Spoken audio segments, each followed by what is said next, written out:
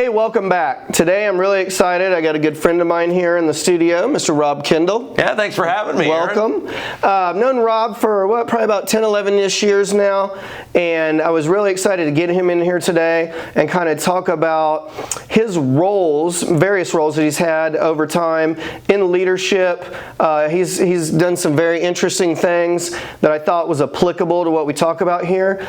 But most of anything, I want to get his predictions on some of the upcoming elections too, because that's kind of his wheelhouse. So we'll be talking about that as we move forward. Stick with us.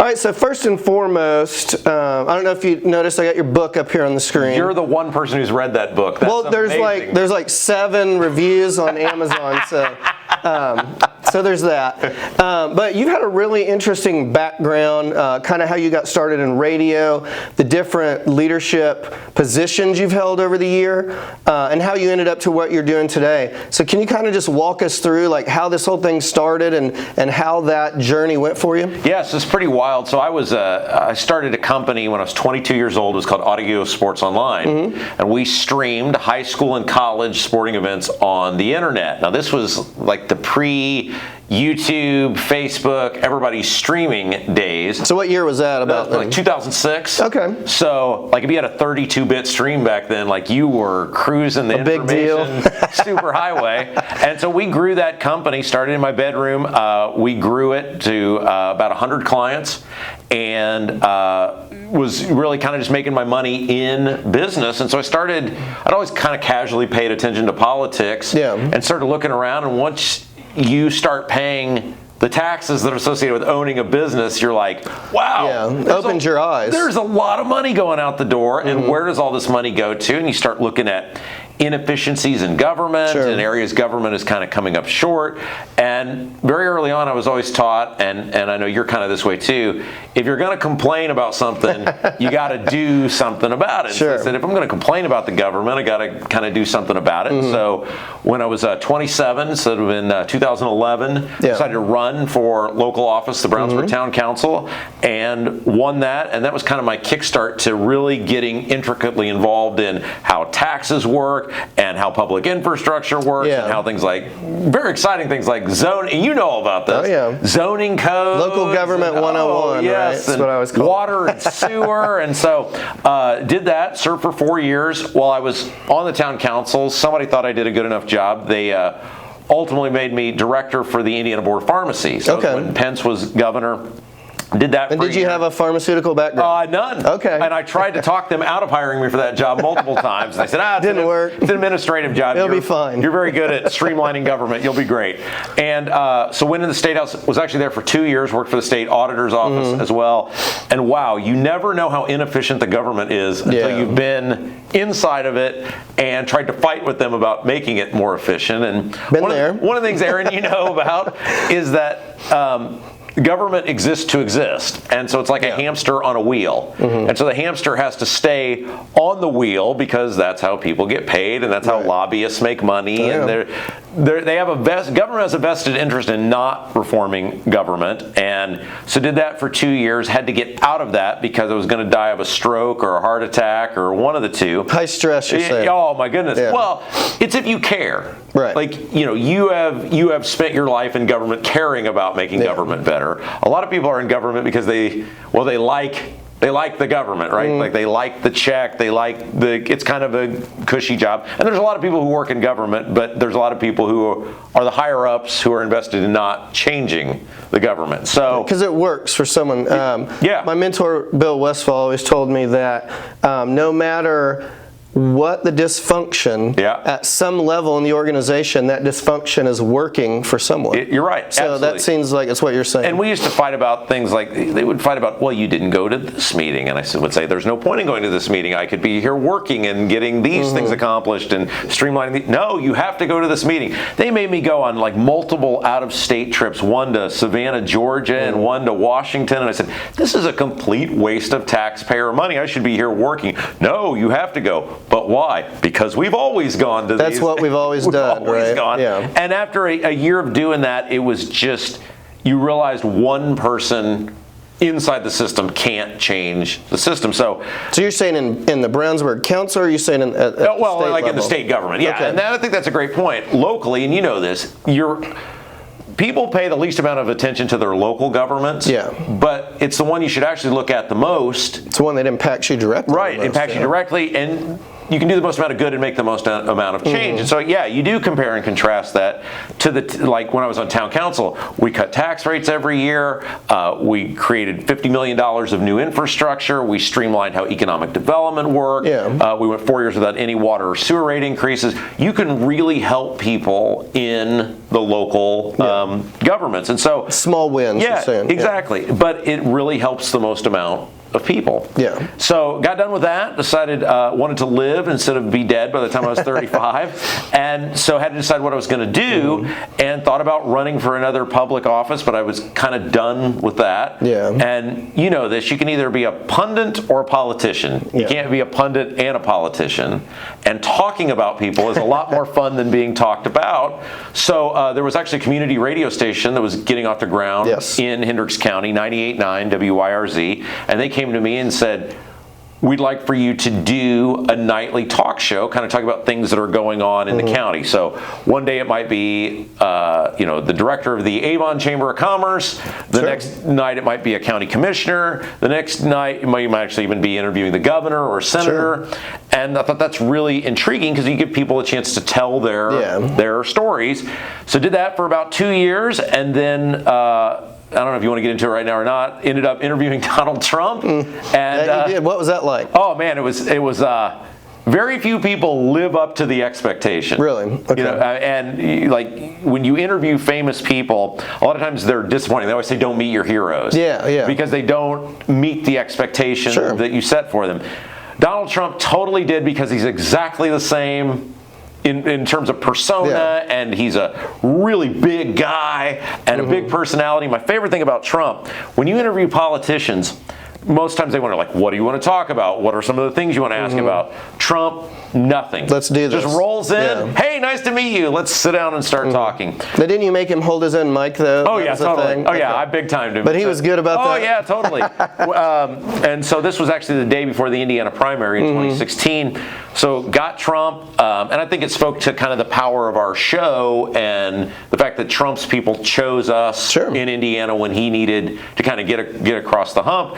So is that like a draw? Like, did you win the draw? So, did you make some calls? Like, how did that work? I love Trump, not because like I thought Trump would be the greatest president ever, but he was such an agitator. Yeah. And he made people miserable that I felt needed to be made miserable. So I was a big Trump supporter. Sure. And so the crazy thing about Trump is, it's like King Kong. You could put him at a Wendy's at 2 a.m. and 10,000 people will show up. Yeah. And that's great because he was having rallies at the fairgrounds and like the big Palladium in Carmel, but he couldn't do retail politicking. And in Indiana, retail politicking is a big part of being successful. Grassroots, you're saying, yeah. So they were trying to figure out, like, how do we do quasi-retail politicking? Donald Trump can't, like, go knock on doors. Right, yeah. And so they said, well, this guy has this show in Hendricks County, which is the third most Republican county in the state. It's popular. People listen to it.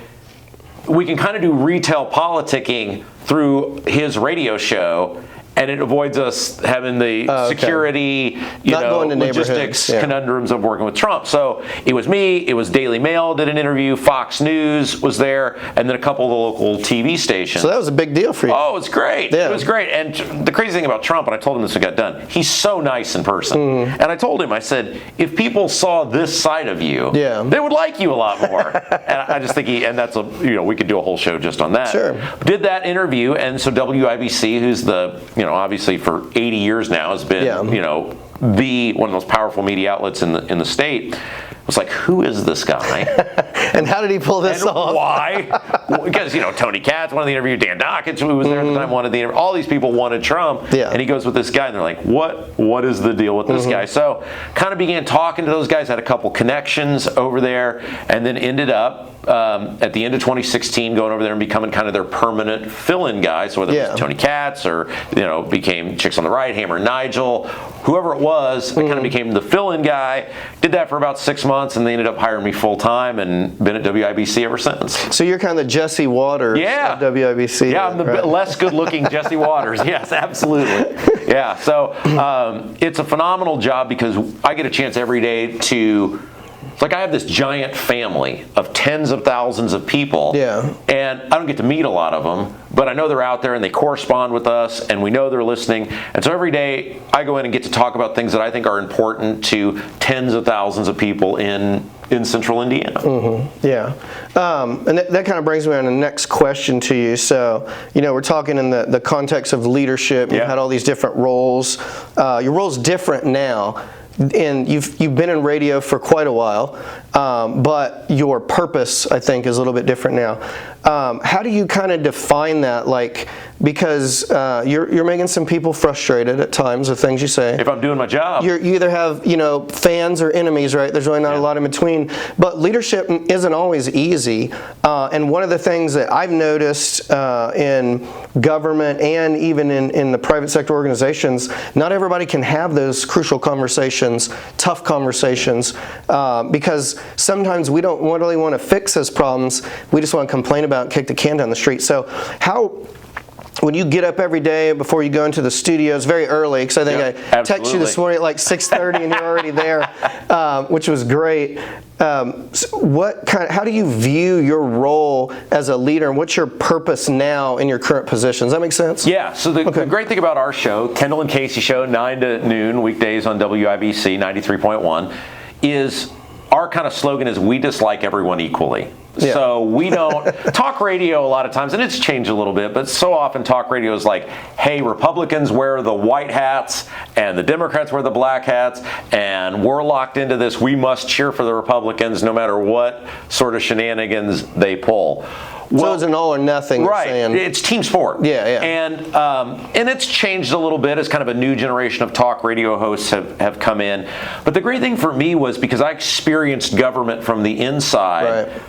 Under Republicans, I saw how they're in many cases just as inefficient as Democrats. Yeah. Now they may say things like, hey, we're for low taxes and limited government, but their actions don't oftentimes match what the words, the mission statement. Right. Yeah. And so we've always taken the approach of we dislike all these people equally. We're not beholden to any of these people. We don't have to cheerlead for any of these people. And so it really makes it easy. And our bosses have been super, super supportive. It's interesting. And this is how much the landscape's changed in politics. When I first started at WIBC 8 years ago, it really was good guys and bad guys, right? We're the Republican station. We cheerlead for the Republicans. And I went in there doing weekend shows and the fill-in guy and talking about all these things that Republicans are doing that's not living up to their mantra. And we're talking about Democrat failures too, but people were just up in arms like, this has never happened on this station before. Something new. Right. And new doesn't always work in media because people like what they like and they like comfortable. And it's been interesting to see over the last 8 years, and Trump has opened a lot of people's eyes to this, about how really these two parties, both of them are not interested in helping you. They have different masters that they serve. They have different special interests that they serve. But ultimately, it's about their donors and their lobbyists and their special interests. And sometimes those kind of line up maybe with what you want. But if it doesn't, they're not going to be on your side. They're not going to step up for you. So it's been easy for me because I can talk about specific things that I saw that are still happening today. Sure. And if you don't care about I don't care if I'm a speaker at a Lincoln Day dinner. Yeah. I don't care if I'm invited to the Columbia Club or whatever. I've got you as a friend. That's all I need. I don't know how valuable that is. So I think it's been easy for us to really lead on talking about here's what's going on in your government. Yeah. I mean, the largest tax increase in Indiana state history belongs to the Republicans. The tax on gas increase that they enacted in 2017. Every year, government has grown in size and scope and cost under Republicans, and those are irrefutable facts. And so it makes it easy to be able to put these things out if you're not a part of a team, if the team is the audience. Our tens of thousands of listeners are our team. That's who we're beholden and loyal to, and so we're not bound by having to cheerlead for one side or the other.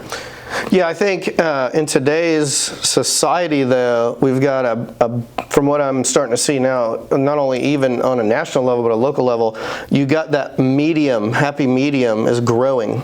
Yeah. And so as you start kind of looking at your purpose, it sounds to me like you're serving almost as like an investigative reporter to kind of get the facts out, and then everyone decides where they want to land in this whole chaotic scene that is our society.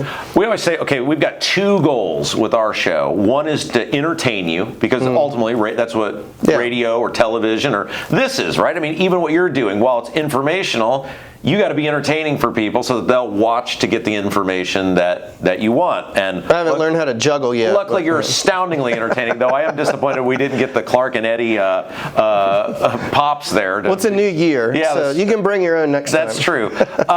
And so if we entertain people and then educate, and if we entertain and we educate, then people are going to agree with us most of the times on the kind of the opinions that we have. And you know this, both as a former police officer, you know this as someone who served in local government. People are looking for bold, because so few people are willing to be bold because, oh man, that might upset this little core group, or this might upset this boss over here. And it doesn't mean don't be respectful of your bosses or whatever, but people are drawn to bold because they know when somebody's bullcrapping them. They know when somebody's spinning a tale. They know when somebody's not being legitimate. And so few people in the political sphere are genuine, are willing to say, I don't care if I'm going to pay if I pay a political price for this. I'm going to do this because it's right. And so radio people are looking for what they don't get from their elected leaders, and they're looking for somebody to call them out. So the just pure, unaltered information really is your piece. You're trying to educate them on that. That kind of also goes into something else I was curious about, and I think this leads right into it, though. In the leadership positions you've had historically and even now, at what point in time or how did you maintain, I guess is a better way to say it, kind of your values and beliefs, working in the State House, working at Brownsburg, and even now, now it seems like it's a little bit easier from what you just said, because that's your purpose, and you're trying to have impact on the public, and you're trying to do that through the education piece, so it seems like that was easy. What about your time in the State House, your time at Brownsburg, what helped you maintain through all that? Well, so when I went into the State House, they came to me, so I didn't need a job. And I still owned a business and still had a way to make income, so I was never beholden oh my gosh, I'm going to be out on the street if I make this person angry.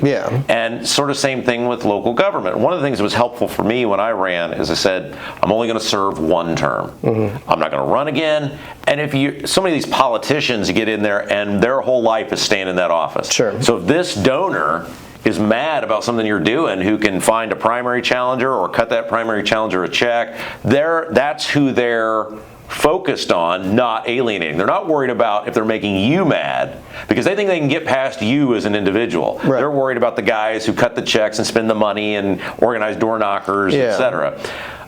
So for me, I never felt like I needed to be there. My life always goes on to something else. And one of the big things in the State House that I butted heads with management in the professional licensing agency was over that. Pence was governor at the time, and it became very clear early on. Pence gave great speeches about, we're going to reform this, and we're going to do that, and we're going to be bold, and blah, blah, blah. And then you get in there and you believe that because you hear the speeches and you think, okay, this guy I want to believe in him. You get in there and you realize the ultimate goal is to defend the governor, because all these people work under the governor. So everything we're doing is about defending the governor. First, you're saying. Right. So that's objective number one. Right. Okay. And you realize, well, that wasn't what was in the speech. And then you say, well, wait a second, I thought we were here for good public policy. I thought we were here to change and make life better for people. And you quickly realize, no, if that happens, maybe okay, as long as it doesn't, offend or affect this donor, this lobbyist. Yeah. And I'll tell you when I left, and I've told this story on air before. So we had to do evaluations of employees because under Daniels and then Pence, they went to a merit pay system, which I thought was great. For the naive person, it goes, here's merit pay, and says that's awesome. So performance evaluation. Right. Like, hey, if you're not succeeding for the taxpayers, then you're not getting a raise. Great, let's storm the Bastille. Let's go. Yeah. And so you start doing these performance evaluations, and we were severely understaffed. For licensing pharmacists and people in that field and processing applications. But we had some really great workers, and they did the work of like 2 or 3 people. And so you say, boy, they're sure exceeding expectations. They're going above and beyond. They're working extremely hard. So I naively say, oh yeah, these people exceeded expectations. Top of the merit pool. Boom, these 2 women absolutely should get the top of the merit pool. They're setting the bar there. Oh yeah, everything absolutely. Else kind of funnels in. What you should want from your government, right? People doing the work of 2 or 3 people and doing it well. Well, that's what the textbooks tell us and how you're supposed to do performance evaluations. Absolutely, right? Absolutely. So about a week or so later, one of my bosses comes to me and goes, yeah, we're gonna need you to change your evaluation of these people. And I said, what do you mean you're gonna need me to change the evaluation? What's in the evaluation is how they work. Yeah, we're already through most of the merit pool. So what do you mean you're through most of them? When the governor made the big announcement about merit pool and we're going to pay employees based on performance, there was no, hey, there's X amount of dollars in this pool, and when it's gone, it's gone. Right. I said, well, we're almost through the merit pool, so we're going to need you to change that evaluation. We're not against them getting a raise, but we just can't give them this raise. And I said, wait a second, where did all the money go? And what you realized is the people at the top of the pool gave themselves exceeds expectation. Right. And so they're already making the most amount of money, and it's percentage based, so they're getting a huge raise. And I said, you are going to take money out of these people's pockets who did everything you asked of them, who the governor made some. Right. An announcement to the state of Indiana that to taxpayers, we're rewarding the best of the best, and you're going to deny these people money because you greedy people, I called them something else, and I know this is a family program we're doing here. You greedy people stole the money for yourselves. And a couple weeks later, I turned in my 2 weeks and I said, we've been sparring for a year. This clearly isn't working. I can't live with myself doing this anymore. And so I'm out. And I'm one of the few people who left by choice rather than by force. But that to me was just, it's like you've got to have in leadership, you've got to be able to be bigger than yourself and above yourself, and you've got to be able to put other people and fight for other people. That's a big part of it, whether it's your clients or whether it's your employees. You've got to be willing to go to the mat for people who are dependent upon you. Sure. Yeah, and those folks did need the job, it sounds like. You did not, but they did. Were you able to go to them before you left and explain, say, hey, this is where I believe you're at, and appreciate your work and those types of things, and this is probably what's going to happen, but I'm not going to be a part of it? Yeah, well, on my way out the door, I let them know. I said, here's what you're going to be getting. Here's what I thought you should get. And people above that make those choices. And you just realize, especially with government, the problem is so big.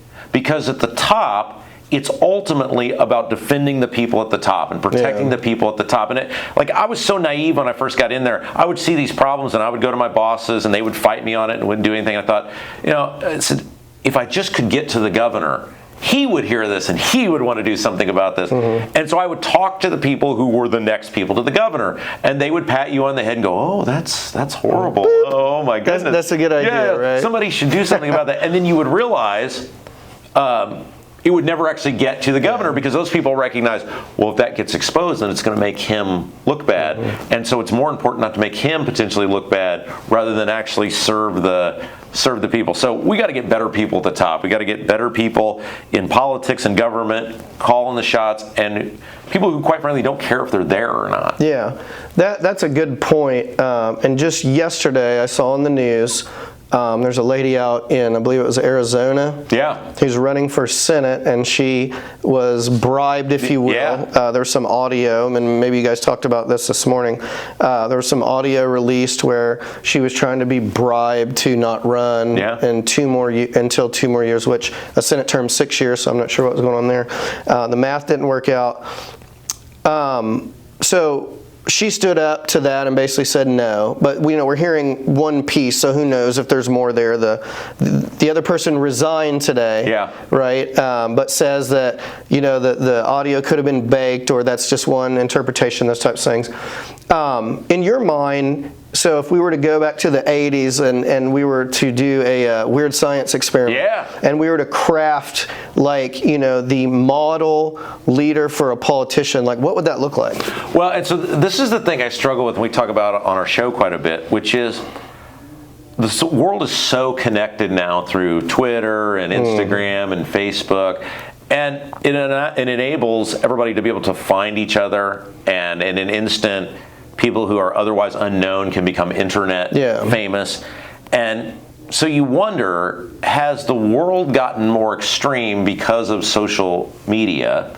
Or have these people always been this way, and it's just now we know about it. Everyone's so connected? We have that debate all the time. Sure. I do think there is a lot to someone recognizing, first of all, like in the 1980s, you could not communicate with Ronald Reagan. Yeah. I mean, you could write a letter to the White House and it would be confiscated by some. I did that one time. Did you? As a kid. Did you get a letter back? No, they sent me this little catalog, brochure. It was like, boop, thank you. So. But it was cool. I was 7. Right. You could not correspond or in any way communicate with the President of the United States. Yeah. Now, there is a President of the United States Twitter account. Yeah. Now, does Joe Biden sit there and read his tweets? No. Right. But you feel like, and this is true with politicians, where you can instantaneously communicate with them. You're on the same level as them. And I think it hypes up a lot of the extremism where everybody's trying to get noticed. Everybody's think about the lady that went on the airplane and behaved totally inappropriately, and yet she is now an internet sensation. Yes. And she's very famous. Oh, the one screaming about the guy with his hood on? Yeah. Gotcha. I'm telling you right now, that guy is, and there are a lot of airplane videos that's out true, there. right? That's why I was going to make sure we're on the same page. But there's all sorts of people who get rewarded for bad or inappropriate behavior. And so I think it amplifies the way people engage in society, period, and with our politicians. Yeah. All that being said, I'm not sure how you would craft that person today, because it has to be somebody who is capable of tuning out the extreme amount of noise that just is constantly bombarded at them. U.S. senators in the 1980s, they didn't have that. I mean, there were people who would write, there were people who would call, but they were insulated from that.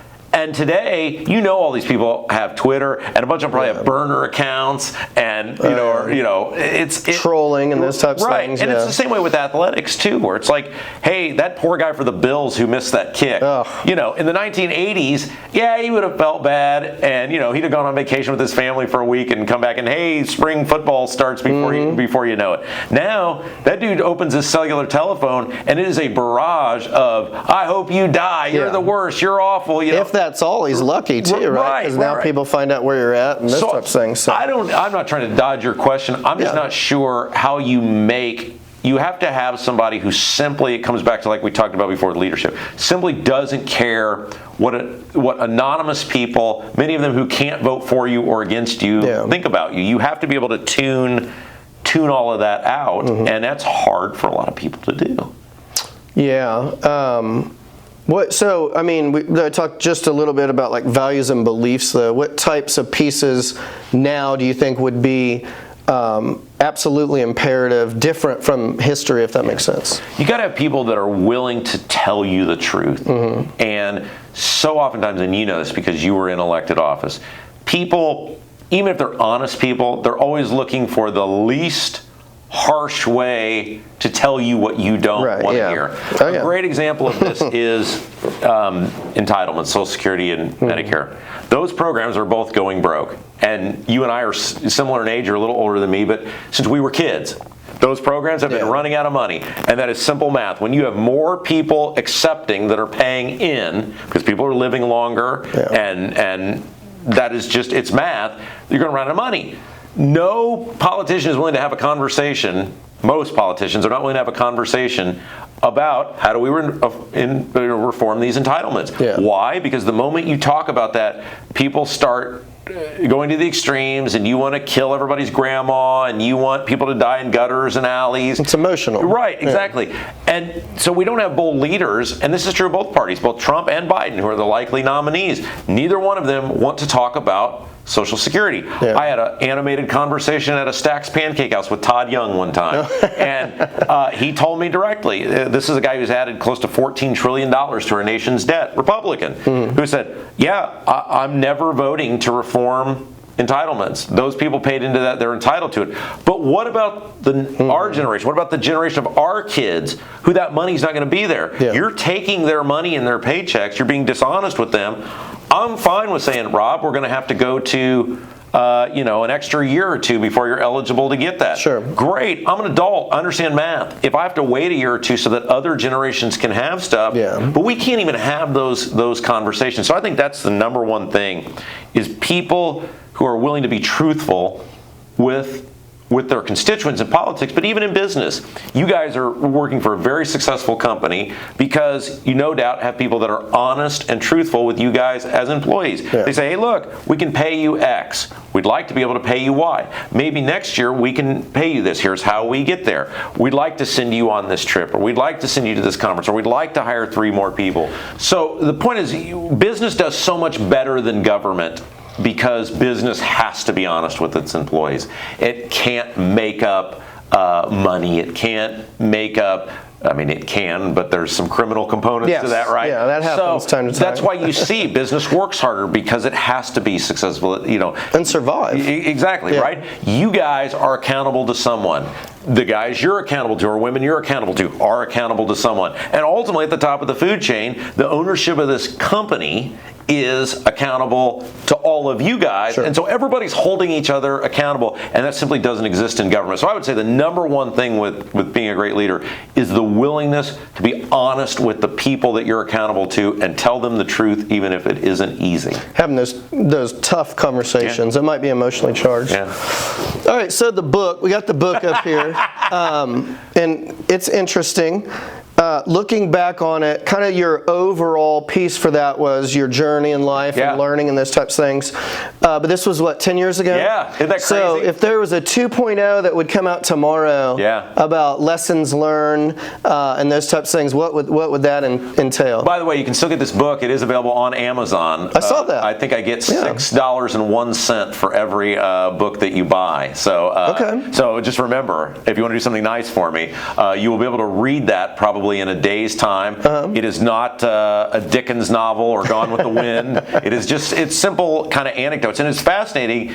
I was I was 29 years old when I wrote that book, so I'm 40 now, and it's been interesting 10 years on about the things that I wrote about, like the things that I wanted, the things that I said this is right and this is wrong. How that shifts with age. And it's really fascinating now, and I think the journey for me, and you know this because you have kids and you're very happily married, and I have become happily married and have a kid now. Congratulations, by the way. Thank you. That's awesome. Look, if I can be a dad, anyone can be a dad, okay? If you think you can't do it, I promise you can. Is how, as a younger person, and you'll appreciate this, compromise wasn't really in my dictionary. And it was, here's black and here's white.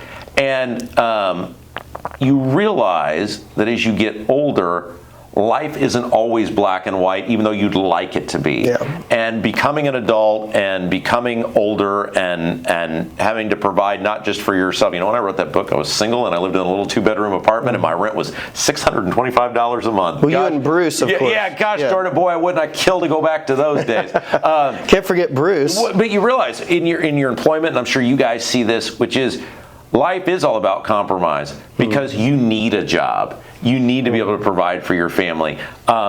Learning, when you're married, you're accountable to your partner, and their view of the world doesn't always totally align up with yours. And your responsibility as the head of a household, as a man, is to make sure they're taken care of and made happy. And so I think if I wrote one today, the spirit of the way things ought to be would be the same, but the reality of how they're not going to be that way would probably be more reflected in that book, and it'd be more about compromise and recognizing and appreciating those gray areas. And that contrast of it sounds like too. Yeah. So it's almost like a phase 1, phase 2 for you, which I mostly did those books, and I tell people. So I did one originally before that one, and then I did that one. And I mostly did them for the covers. The covers were my favorite part. Was putting them together, and then I was like, oh man, I got this cover. Now I got to write this book. Well, it almost kind of looks like you're on trial for like a mafia activity or something like that. Like I'm on a Dateline NBC character. Yeah, you don't look really happy. Yeah. You look like you've been like on the stock floor all day or something. The first one we did, I actually did a bunch of trinkets. Like I used to put little trinkets next to my nameplate at the town council meetings. Oh, okay. Because the guy next to me hated me, and my goal was to make him as mad as I possibly could. And that I very early on quickly realized that totally angered him because he perceived it as not taking it serious. So I used to just put little trinkets next to my nameplate. Now, did they have meaning, or was it just random? No, like one was a troll. Remember the troll? Oh, yeah. Long hair, it said Brownsburg. One time it was an Ultimate Warrior action figure I had when I was a kid. Yeah. I had an Obama doll one time that it was just a Hulk Hogan figure. Okay. And so my first book I did with all the little trinkets up and around on me. the cover, you're saying. And I had a Barney Gumble one that I put up there from The Simpsons. And so we did a fun one, we did a serious one, and then once you do a cover, you're like, man, I got to write a book. And so it's not like it's not going to change your life, but if you love our show, the Kendall and Casey show, you might enjoy how a young Rob Kendall viewed the world. And I know you're a big professional wrestling fan, so there is a whole chapter about meeting the Ultimate Warrior, who in that era, I absolutely was. I know you're a big fan of. So who's actually from Indiana, oddly enough. Oh, I didn't know that. So.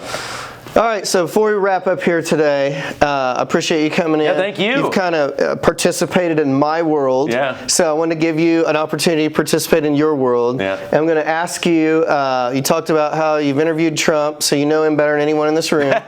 And so just on record, I'll have you make the prediction. Yeah. Who do you think his VP pick is going to be? So I'm going to give you a radio answer, which means I got to fill a segment here. Oh, okay. Answer. So, gotcha. And I want to thank you guys for having me, man. Absolutely. This is awesome. Well, I don't want to take away from the meat and potatoes, but this I love that you guys do this, and I love that you guys promote leadership, and we need more leaders both in politics and government and in society and in business, and we need more people that are willing to stand up. And a big part of being a great leader, and you know this, is faith, right? Is putting your faith out there in God and in Jesus and saying, look, I'm accountable to something higher than myself. And that's always a huge part of it and should be at the front of whatever choices you're making. I think it's going to come down to two things. One, we're going to be on YouTube, right? So we won't use words like stolen elections. We'll use words like jelly bean counting, because no one is saying any election was stolen and votes weren't counted properly in 2020. We'll talk about jelly beans being counted. And so a big part of it is, in Pennsylvania, you can mail a ballot to someone and you have no idea who gets the ballot and no idea who returns the ballot or fills out the ballot. That's ridiculous. So how jelly beans get counted in 2024 is going to be very interesting. Will one candidate be leading at midnight in 7 swing states, and then all of a sudden 2 hours later he won't be leading? Who knows? Wish him the best. But in terms of if all the jelly beans are counted properly, it's going to come down to two things. Can Trump get past his own ego? Because Trump's policies people like, it's Trump personally people have a problem with. And can Trump stay focused on the message, which is the economy is in bad shape, inflation is out of control, the border is totally unsecured. And can Trump not do Trump stuff, which is, can he stay off social media? Can he not alienate suburban women? And a laundry list of other things, which again, we could do a whole show on that. And if he can do that, then I think and all the jelly beans are counted properly, then I think he's got a good chance to win, because poll after poll after poll shows people are just fed up with the Biden administration policies, and they believe Joe Biden is corrupt, and they believe that Joe Biden has a serious cognitive issues problem. So I'm trying to answer your question by saying I have absolutely no idea, because it involves me having faith in Trump behaving like a normal person, and it has faith in the jelly beans being counted properly. If those things happen, it's going to be Trump. If not, Who knows? Maybe you and I will be hopping a flight to some foreign land somewhere. Who knows? I don't know, brother. Well, if you were making the pick, who would you pick out of all the people that are out there right now for VP? Yeah, well, okay, so that's interesting because there's a lot of people who say, oh, you've got to pick a woman, you've got to do this, you got to appeal to somebody in the swing state. I think Trump has got to pick somebody that can articulate the Trump message. That is, and say whatever you want about Mike Pence. When it benefited Mike Pence, he was a disciplined messenger of Trump's message, and he was very good at that. He will never pick him, but I love somebody like Tucker Carlson because he is outside the box. That's a new one. Well, look, he's not going to take it because Tucker Carlson's super rich and he doesn't need the headache of being vice president. But somebody in that mold who can say, look, here's the message, here's the straight facts, here's why this is reality, and somebody who is unflappable on the campaign stump and in the debates, and that's going to be the challenge for Trump, is finding somebody who can best articulate Trump's unique message and unique style of campaigning. So someone can be his yin to yang, if you will, and bring balance out strengths and weaknesses, you're saying. Yeah, and I don't, like I said, people say it's got to be a woman or it's got to be a minority. I don't think it's got to be any of that. I think it's going to be somebody who, if it is a woman, great. If it is, an African American, great. It's just got to be somebody who can articulate Trump's message and bring balance to that. Sort of like us. Like you are the calm balance of this program. Well, it was really fun to do this because we kind of reversed roles. In the days when I used to come to Radio Brownsburg and you'd interview me about Avon, and then we would carry on. Yeah, it's been a blast. One point in time we got dubbed the Muppet guys from the what are they called? I can't remember their names. Stafford or Wallard, the two old guys that laughed in the theater. on the up in the theater. So, but I think what you bring though to this perspective has been really valuable. I appreciate you coming. Thank you for having me, man. I love that you guys do these shows on leadership. I think the ones I've had a chance to see are great, and I think more people need to be doing what you guys are doing. So you guys are phenomenal. You're the best. Thanks for having me. Sounds great. And people can find you where? 9 to noon, WIBC 93.1. If you're in the greater Central Indiana area, 9 to noon, the Kendall and Casey Show, WIBC.com. And at Rob M. Kendall on Twitter. All right. That'll do it for today. We appreciate Rob coming out and sharing all of his experience with us. So until next time, thanks a lot.